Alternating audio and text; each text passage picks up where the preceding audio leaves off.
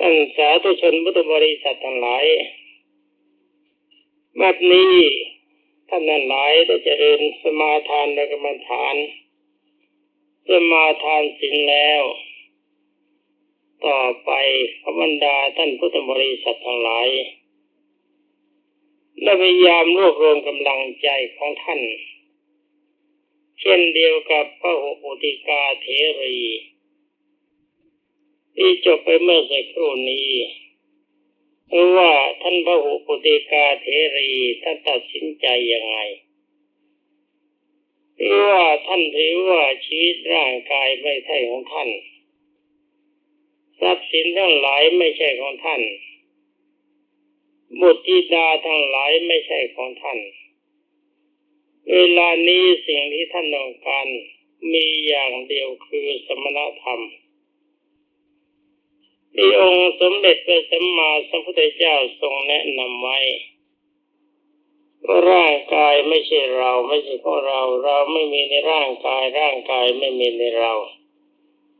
เราจะไม่ยึดถือร่างกายของเราด้วยจะไม่ยึดถือร่างกายของบุคคลอื่นด้วยจะไม่ยึดถือทุกสิ่งทุกอย่างในโลกด้วยอารมณ์จิตของเราไม่ยึดถือทุกอย่างอย่างนี้ท่านเรียกว่าพระอรหันต์แล้วก็มันขอบรรดาท่านพุทธบริษัททุกท่านจงพยายามทำไปวันละเล็กวันละน้อยค่อยๆปลดไปเมื่อปลดบ่อยๆก็สามารถจะตัดได้อย่างพระปุติกาเถรีทั้งนี้ที่องค์สมเด็จพระจินสีห์ทรงตรัสว่าน้ำตกลงมาทีละหยาดน้อยๆแต่ว่าตกไม่ขาดสายก็สามารถทำภาชนะใหญ่ๆให้เต็มได้ชั้นใด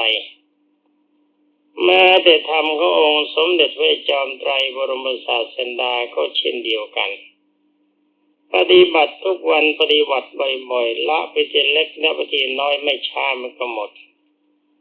สำหรับวันนี้จะนำอภิธรรมคำสั่งสอนขององค์สมเด็จพระบรมสุคตในกรรมฐาน40เฉพาะในอนุสติ10ประการวันนี้จะว่าถึงจาคานุสติกรรมฐานเมื่อคราวที่แล้วศีลานุสติผ่านมาแล้วนี่ว่ากันถึงจาคานุสติกรรมฐานขอทุกท่านโปรดทราบว่าที่จะพูดนี้พูดในแนวของการปฏิบัติ ไม่ใช่พูดในแนวของปริยัติคำว่าปริยัติคือการเล่าเรียนเพื่อรู้แต่แนวปฏิบัติที่ปฏิบัติเพื่อบรรลุมรรคผลองค์สมเด็จพระทศพลบรมศาสดาทรงแนะนำให้บรรดาท่านพุทธบริษัททั้งหลายโดยทั่วหน้าให้มีทานการบริจาคยาคะแล้วบริจาคก็เสียสละ ได้ความจริงสำหรับเรื่องจาคะนี้พระบาทสมเด็จพระเจ้าอยู่หัวองค์ปัจจุบันคือรัชกาลที่9ทรงมีพระราชปรารภมาว่าการมีจาคะตัวเดียวนี้สามารถปณิพพานได้และพระองค์ก็ทรงวินิจฉัยมาว่าจาคะถ้าแปลว่าเสียสละแปลว่าจิตใจยังหน่วงเหนี่ยวอยู่ในทรัพย์สินนั้นมากต้องมีกำลังใจแรงต้องดึงหนัก อย่างนี้ถือว่ายังไกลต่อมรรคผลถ้าตัดคำว่าเสียออกเหลือแต่สละอย่างเดียวอย่างนี้แสดงว่ากำลังใจเบาลงไปมากแล้วแต่ก็ยังมีเยื่อใยติดอยู่ที่คำว่าสละถ้าเอาตัวสอออกแค่หนึ่งตัวเหลือแต่คำว่าละตัวเดียวได้แก่อรหัตผลนี่พระราชวินิจฉัยพระบาทสมเด็จพระเจ้าอยู่หัวนี่ขอบรรดาท่านพุทธบริษัททั้งหลายจงยึดถือเป็นเครื่องประพฤติปฏิบัติเพราะว่าพระองค์มีพระราชวินิจฉัยตรงตามจุดของพระอริยเจ้าพอดีแต่ว่าเขาจะคิดว่าอาตมาไปยกย่องพระบาทสมเด็จพระเจ้าอยู่หัวเป็นพระอริยเจ้าเขาอีกนะ ฟังกันแล้วก็ฟังให้มันเข้าใจหรือว่าไม่ใช่ยกย่องท่าน ท่านจะเป็นพระอริยเจ้าหรือไม่อันนี้ไม่ทราบแต่ถ้าว่าท่านวินิจฉัยตรงกับอารมณ์ของพระอริยเจ้าพอดีเพราะว่าพระอริยเจ้าทั้งหลายเขาใช้คำว่าละกันตัวเดียวเท่านั้นนี่เราก็มาเริ่มต้นละกันเลยดีกว่าถ้าลงละได้จาคะตัวนี้เป็นเครื่องทำลายโลภะซึ่งเป็นรากเหง้าของกิเลสเป็นตัวสำคัญถ้ายังใช้คำว่าเสียสละ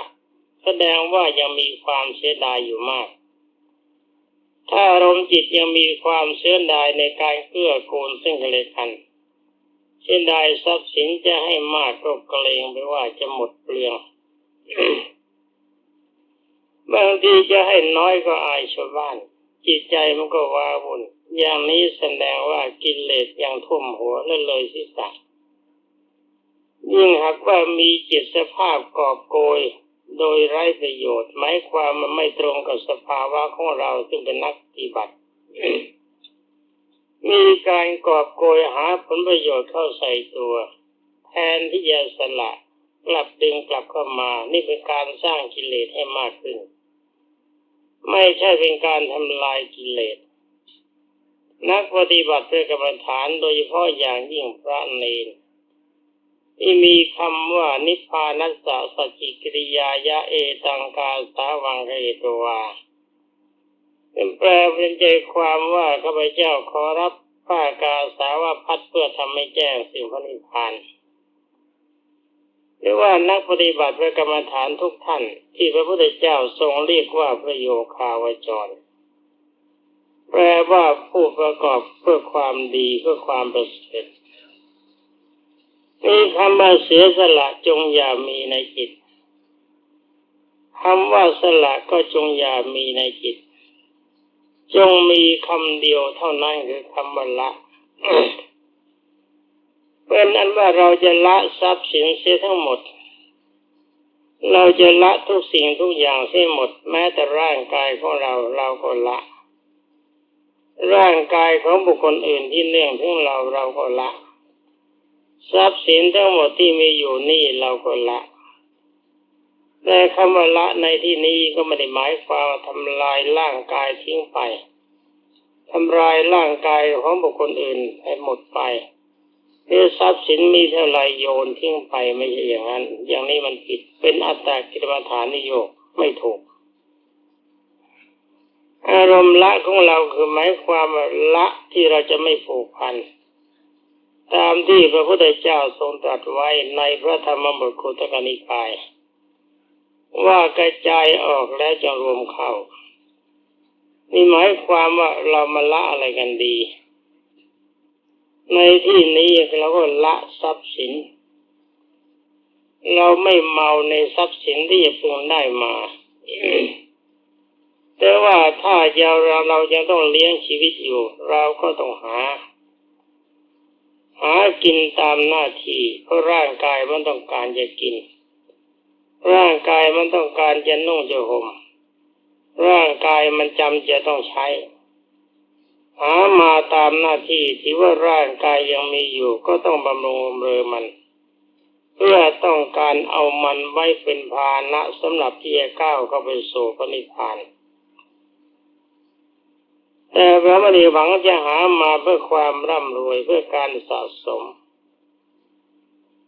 แล้วไม่ได้หามาด้วยความละโมบโลภมากไม่ตรงกับฐานะแห่งความเป็นอยู่ในฐานะที่เราเป็นพุทธศาสนิกหรือที่เรียกว่าพระโยคาวจรคำว่าพระโยคาวจรนี่หมายถึงว่าท่านผู้ปฏิบัติเพื่อประโสดาปฏิมรรคพอถึงพระโสดาปฏิมรรคแล้วท่านเรียกว่าพระโสดาปฏิมรรคกำลังปฏิบัติอยู่นี่เรียกว่าพระโยคาวจรกำลังจะก้าวเข้าไปใกล้พระนิพพานเข้าไปถ้าอารมณ์เยื่อใยในทรัพย์สินยังมีอยู่อารมณ์เยื่อใยในชีวิตมีอยู่เกินไปยังมีความเยื่อใยในบุคคลที่เนื่องถึงกันเกินไปอย่างนี้เชื่อยังมียางเหนียวคือกิเลสติดใจอยู่ใช้ไม่ได้แล้วควรจะทำอารมณ์ใจยังไงก็ถือว่า หน้าที่ของเรามีอะไรบ้างทำหน้าที่นั้นให้ครบถ้วนทุกอย่างอย่าให้บกพร่องแต่ว่าหน้าที่ที่ทำนั้นถือว่าทำตามปกติที่มีหน้าที่อยู่เท่านั้นเราไม่มีความเยื่อใยอะไรเพราะถือว่าทรัพย์สินทั้งหลายเหล่านี้ตายแล้วเรานำไปไม่ได้แต่ถ้าว่าเมื่ออยู่มันมีความจำเป็นจะต้องใช้ก็ต้องหามาเพียงพอกับแต่ภาพหรือไม่แต่เกี่ยวแต่กายให้เหนื่อยยากเกินไป ไม่ละโมบโลภมากเกินไปหามาเพื่อกินหามาเพื่อใช้หามาเพื่อเกื้อกูลกับบุคคลในตระกูลหามาเพื่อเกื้อกูลกับบุคคลที่อยู่ภายในบังคับบัญชาแต่จิตใจของเราไม่ได้ติดอยู่ในทรัพย์สินทั้งหลายเหล่านั้นคิดว่าทรัพย์สินทั้งหลายเหล่านี้ในเมื่อเราตายแล้วเราก็แล้วกันไปเราไม่ได้คิดว่าเราจะมีทรัพย์สินนี้ต่อไปและมีความรู้สึกอยู่เสมอว่าถ้าเรายังมีชีวิตอยู่อย่างนี้ในชีวิตนี้ก็ดีหรือตายจากชาตินี้ไปแล้วก็ดีถ้ามีสภาพการเกิดอย่างนี้มันก็ต้องหาอย่างนี้มันก็ต้องมีความเหน็ดเหนื่อยอย่างนี้เวลาที่เราตายไปแล้วเราก็นำไปไม่ได้อย่างนี้เป็นอันว่าอารมณ์ในตอนนี้ถือว่าเราละอาการอย่างนี้เสียเราไม่มีความผูกพันในทรัพย์สินใดๆทั้งหมดแล้วก็มีความรู้สึกว่าเสมอว่านับตั้งแต่บัดนี้เป็นต้นไปขึ้นชื่อว่าจะมีชีวิตตินทรีย์มาเพื่อมีทรัพย์สมบัติอย่างนี้จะไม่มีสำหรับเราการที่เราจะไม่มีชีวิตตินทรีย์มาเพื่อมีสมบัติอย่างนี้ได้นั่นก็คือหมายความว่าเข้าพระนิพพานเขาทำกันยังไงแล้วก็มานั่งพิจารณาพระธรรมคำสั่งสอนขององค์สมเด็จพระจอมไตรบรมศาสดาอย่าลืมนะว่าเราแนะกันเท่านั้นนะ ไม่ใช่มานั่งจำจี้จำชัยจนกระทั่งท่านจะได้บรรลุมรรคผลดูคำสั่งสอนขององค์สมเด็จพระทศพลท่านสอนทีละนิดละนิดแล้วก็บรรลุมรรคผลกันนี่สำหรับคนดีถ้าสำหรับคนเลวแล้วก็อย่างพระเทวทัตกอบโกยให้เท่าไรท่านก็ลงอเวจีมหานรกนี่เราพูดกันเพื่อละในการแสวงหาทรัพย์สินที่โดยไม่ชอบธรรมแต่ว่าถ้าหาทรัพย์สินมันโดยชอบธรรมเพื่อยังความเป็นอยู่ไม่ถือว่ามีความโลภะตามนี้ในการหามันได้ก็ไม่ติดใจคิดว่ามันกับเราจะอยู่ด้วยกันตลอดกาลตลอดสมัยมีความรู้สึกว่าเสมอว่าเรากับมันต้องจากกันแน่นี่เป็นอารมณ์ของจาคะในข้อนี้ดีขอแนะไว้แค่นี้นะตอนนี้เราก็มานั่งดูกันต่อไปว่าองค์สมเด็จพระจอมไตรบรมศาสดาสอนคำว่าจาคะตัดแค่ตัวละตัวเดียวคำว่าละคำสุดท้ายตัวเดียวเท่านั้นเราในจิตของเราจะต้องไม่มีคำว่าเสียสละหรือไม่มีคำว่าสละตามพระราชวินิจฉัยของพระบาทสมเด็จเจ้าอยู่หัวทรงวินิจฉัยมาได้3 ชั้นและแต่ละชั้นพระองค์ก็ทรงอธิบายไว้ว่ามันเป็นยังไงเสียสละยังมีเยื่อใยอยู่มากจะมีความโลภมากสละอารมณ์ความโลภยังมีอยู่เพราะยังมีความเสียดายถ้าละเสียตัวเดียวไม่มีความเสียดายหมดเรื่องกันนี่ถ้าเราละแต่วัตถุเราจะได้อะไรขึ้นมาบ้าง อารมณ์ของเราไม่ติดในลาภสักการะทั้งหมดไม่มีความเยื่อใยในลาภสักการะแต่ว่าต้องหามาตามหน้าที่การหามาตามหน้าที่เนี่ยสมเด็จพระสัมมาสัมพุทธเจ้าไม่ได้ทรงตำหนิถ้าหามาด้วยการสุจริตธรรมพระองค์ทรงสรรเสริญแล้วก็อย่าไปนั่งตำหนิชาวบ้านชาวเมืองเขาที่หากินกันมันยังค่ำว่าเจ้านี่โลภโมโทสันเกินไปถ้าไม่รู้สึกว่าตัวจะตายตัวจะแก่มาตายแล้วก็ไปไม่ได้อย่าไปคิดอย่างนั้นนะถ้าคิดอย่างนั้นเร็วมากเพราะต้องหากินตามหน้าที่เราก็หากินตามหน้าที่ตามภาวะของเราจะมี ถ แต่ว่าหากินเลยหน้าที่ไปถึงกับโลภโมโทสันไม่ใช่ภาระของตัวนี่เลวจัดหรือว่าไม่ใช่พุทธสาวก มานั่งดูต่อไปจิตใจเราละในทรัพย์สินการที่จะละได้กำลังใจมันละอะไรได้บ้างเพราะทรัพย์สินเนี่ยเป็นสิ่งสำคัญที่สุดสำหรับชีวิตความโลภเป็นกิเลสยินสร้างความชื่นจิตให้ปรากฏกับบุคคลผู้ใดมาพอได้ทรัพย์สินมาแล้วก็เกิดความชื่นใจว่าโอ๋หนอนี่เรามีโชคนะเรามีเงินมากเรามีทองมากเรามีภานะมากเรามีบริวารมากนี่มันเป็นกิเลสตัวยินถ้าเป็นไฟก็ไฟยิน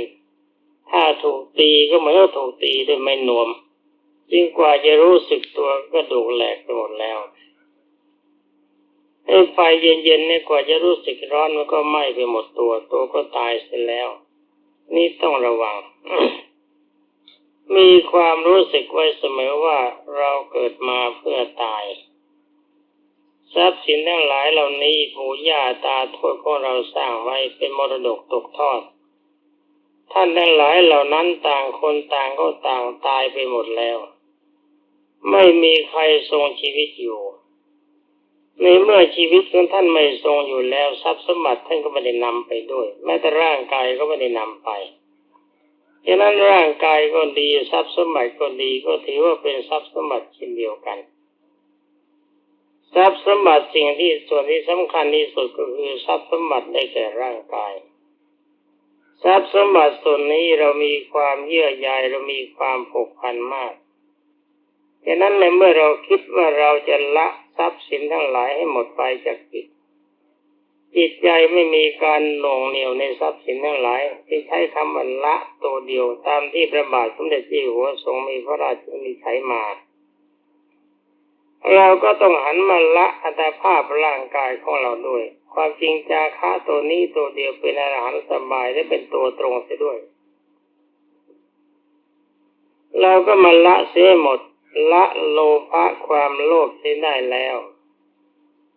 แล้วก็มานั่งละความโกรธละตรงไหนล่ะก็มีอารมณ์ให้อภัยแก่บุคคลผู้ผิดแต่ทั้งนี้เว้นไว้แต่ว่าผิดกฎผิดระเบียบผิดวินัยผิดกฎหมายอันนี้ให้อภัยไม่ได้พระพุทธเจ้าก็ไม่ให้อภัย เพราะเป็นระเบียบเป็นข้อบังคับของหมู่คณะจำเป็นจะต้องประพฤติปฏิบัติคนที่ละเมิดระเบียบละเมิดวินัยละเมิดกฎหมายเขาไม่เรียกว่าคนดีคนประเภทนี้ให้อภัยไม่ได้ต้องลงโทษตามหน้าที่ตามระเบียบแต่คนดีนี่เขาไม่ละเมิดระเบียบวินัยเลยไม่ละเมิดกฎข้อบังคับตอนนี้มาถึงว่าการให้อภัยกับคนที่มีความผิดก็หมายความว่าเขาหลงผิดคิดไปว่าอย่างนั้นมันดีอย่างนี้มันดีซึ่งไม่เป็นการทำลายระเบียบไม่เป็นการทำลายวินัยไม่เป็นการทำลายกฎหมายแต่ถ้าว่ามีกำลังใจคิดพลาดไป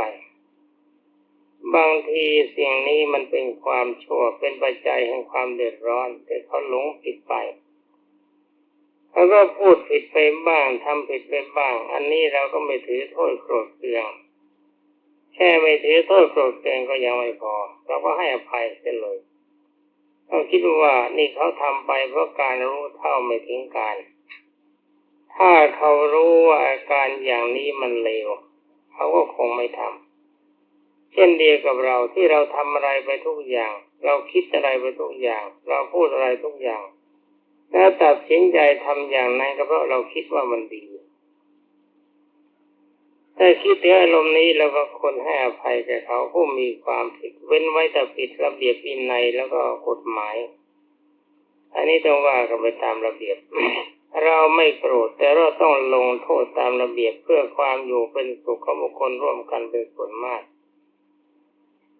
นี่แปลว่าตัวนี้ถือว่าเป็นพรหมวิหารสี่ตัวใหญ่และเป็นตัวตัดความโกรธเมื่อถ้าเราไม่มีความโลภละความโลภได้แล้วก็มาละความโกรธอีกตัวให้อภัยนี่เรียกว่าละความโกรธใจมันก็เป็นสุข ความโกรธนี่เป็นกิเลสตัวร้อนทำให้เราร้อนง่ายเราละมันเสร็จแล้วมันก็ร้อนยากมันก็ไม่ร้อนตอนนี้มันละอีกตัวหนึ่งละความหลง หลงตรงไหนหลงคิดว่าแต่ภาพร่างกายคือขันธ์ห้าอย่างผมพูดสักนิดหนึ่งประเดี๋ยวบรรดาศาสตราจารย์ทั้งหลายจะหาว่าแหมมายึดวลีซะเลยขันธ์ห้าก็ได้แก่รูปเวทนาสัญญาสังขารวิญญาณคือตัวเราเองต่อไปไม่พูดกันได้อีกพูดเรื่องตัวเราดีกว่าเข้าใจง่าย เห็นพูดอย่างนี้แต่ก็ญาติโยมผู้เฒ่าไปนั่งคิดปวดหัวตายเอาร่างกายของเรานี่แหละมันจะมีอะไรบ้างก็ช่างมันมีกี่อย่างก็ช่างเราจะไม่หลงในชีวิตคิดว่าเราจะไม่ตายเราจะไม่หลงในร่างกายว่ามันจะทรงอยู่มันจะดีอยู่จะไม่ป่วยไข้ไม่สบายเราจะไม่หลงในร่างกายว่ามันจะไม่แก่เรามีความรู้สึกตรงตามความเป็นจริงไว้เสมอถ้าตัวหลงนะร่างกายนี้ประกอบไปด้วยอะไรประกอบไปด้วยธาตุสี่คือธาตุน้ำธาตุดินธาตุลมธาตุไฟมันประคับประคองเข้ามาเป็นกายในเมื่อเป็นกายแล้วมันมีการทรงตัวไหมท่านบอกว่าร่างกายเป็นอนิจจังเป็นของไม่เที่ยงจริงไหมมองดูให้รู้ว่ามันจริงนะคิดกันเอาเองนะเวลามันน้อยมานั่งจำจี้จำใจเกินไปไม่เอาใช้ปัญญาสิบ้างถ้ามันเที่ยงแล้วมันก็ไม่แก่เที่ยงแล้วก็ไม่ป่วยเที่ยงแล้วก็ไม่ตายนี่พูดเป็นแค่นี้พอมันไม่เที่ยงถ้ามันไม่เที่ยงถ้าเราไปคิดว่ามันจะเที่ยงถ้ามันเคลื่อนไปมันเป็นความสุขและความทุกข์แล้วคิดว่าเราจะไม่ป่วยถ้ามันป่วยแล้วมันไม่เกิดเป็นความสุขและความทุกข์คิดว่าจะไม่ตายแต่มันความตายมันจะเข้ามาสิงจริงๆเพราะอำนาจความหลงว่าจะไม่ตายเมื่อความตายมันคืบคลานเข้ามาความรู้สึกมันจะเป็นสุขและเป็นทุกข์นั่งนึกเอาเองใช้ปัญญากันเอาใช้ไม่ได้ก็แล้วไปไม่ได้ห่วงใยใครแนะนำให้เท่านี้เพราะไม่มีค่าจ้างรางวัลถึงแม้จะมีค่าจ้างรางวัลก็ไม่เอาไปนั่งจำจี้จำชัยกับคนที่ไม่เอาไหนก็ไม่ได้เกิดประโยชน์เพราะว่าแต่คนไหนก็ตามถ้ามีวิสัยเป็นเครือพันธุ์ของพระเทวทัตแล้วก็สอนเท่าไรก็ไม่ได้เรื่องถ้าเป็นเครือพันธุ์ขององค์สมเด็จพระสัมมาสัมพุทธเจ้าสะกิดนิดหนึ่งก็เป็นอรหันต์ดูตัวอย่างท่านพระอุปุติกาเทรีท่านรับฟังอะไรบ้าง